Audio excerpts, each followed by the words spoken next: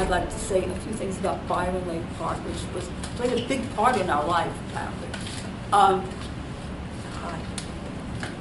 When we first came here, the park had a petting zoo, which I don't see anymore, and a lot of people don't even realize that they had a petting zoo with, I think there were goats and sheep, maybe a llama, some peacocks and geese, and kids could come and feed them, and it was a whole free thing, and it was a fun thing. It was right where the second entrance to Byron Lake Park is on Bayview Drive. There was a main entrance to the pool and then the secondary entrance, and all of that was petting zoo, right up to pretty much up to the lake. And that was a nice feature, and people came to see it. And what time period was that? From 1975 to maybe 85 or less than that. It started, we moved here in 75, so it was then to, don't remember, it started getting smaller and smaller and then it just disappeared. Town got cheap. Town wanted to save money, so they so they made it a lawn. Yeah. The swimming, it was very fun. Families could join the pool for not very much money. And we spent the summers there. They had free swimming lessons, and mothers gathered, and kids made friends, and it was very congenial and pleasant. They didn't have the big water slide, and they didn't have the concessions, but it was a fun family thing. We spent the whole summer there. They had a treasure hunt in Byron Lake Park one year. I think it was 1911, no, she was 17, and she's 30 years ago. They had a treasure hunt because there was a thing where people were doing clues and having a treasure hunt. It was like a national thing, but Oakdale decided to have a treasure hunt. And they printed, I think it was 15 weeks of clues, and they would come out in the paper. And I think it was the Suffolk Life or something with a penny saver. And you'd read the clue and you'd try to figure it out. And I find that great fun. So we ended up winning the contest. It went on all summer. It went on for 15 weeks. And some of the clues, one of the clues was, this was what gave it to me, was where the troll lives. And I said, oh, the troll lives under a bridge from nursery rhymes. And so, and it had mentioned one time about a poet. I said, oh, Byron Lake, Lord Byron, a poet, and the bridge. And it mentioned the southern, it was a weather vane with a southern arrow pointing. And so I found the southernmost little bridge in Byron Lake. And they said the coin was in plain sight, and you wouldn't have to remove anything. It was, and so I looked, and I said, I know it's got to be here, but I can't see it. So the last day of the contest, I was so upset. I said, I know where it is. I sent my husband and my children. I said, it's here. Find it for me. And he did. Tell him how you found it. Well, under the bridge, there was a board nailed to the bridge. And the backside of the board was hollowed out where the coin was located. But you couldn't tell. And I looked at the bridge and I said, that board doesn't belong there.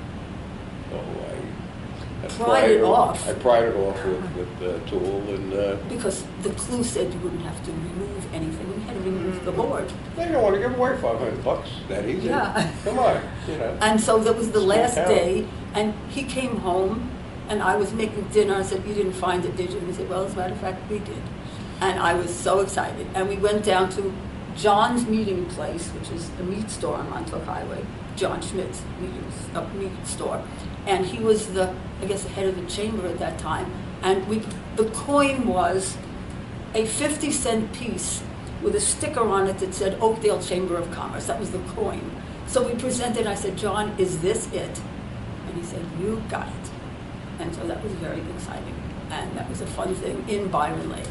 And we split, with 5 of us, we split the $500, 100 apiece. Because the kids helped. Oh, how nice. Of course. That was generous. It was lovely. We did have a picture of that someplace. Oh, everything gets split. Everything gets split. Oh, yeah. That was only 1 year that they did that? 1 year that they did that. We didn't want to do that again because I found it and I knew I was going to find it again, so they didn't want to do that again. But that was, the clues were kind of ambiguous and kind of wrong, and I just wanted to argue with someone, but I didn't argue because I won. You found it. I found it, so it was fine. Why do you argue with me then? Same reason. I Because I'm also, ambiguous and wrong. I know, but just tell them. that's I with was discretion. Okay, also in Byron Lake, I have I used get it my, later, when I leave, I get it. Out of sight. out of mind. I use my. This is the dog and pony show. This is the dog. Got it. I use my metal detector in Byron Lake, usually in the sand parts of it. And in the beginning, there were old stuff because I've pretty much taken that out now, so there's now new stuff. But I didn't work much in the grass because the groundskeepers don't like me digging holes in the grass. But near the lake part of it, in places where there wasn't at one time much grass, I did find 2 interesting whiskey tokens that if I found one, I'd say someone dropped it, but I found 2. So these are from the 1930s, and there was probably by the lake some sort of an exposition where they gave out tastes of whiskey or they advertised this whiskey. And so I found 2, and I thought that was interesting. Now, so what do you know about those whiskey tokens? Anything? Well, it just says that they were given out as advertising tokens to drink Green River whiskey.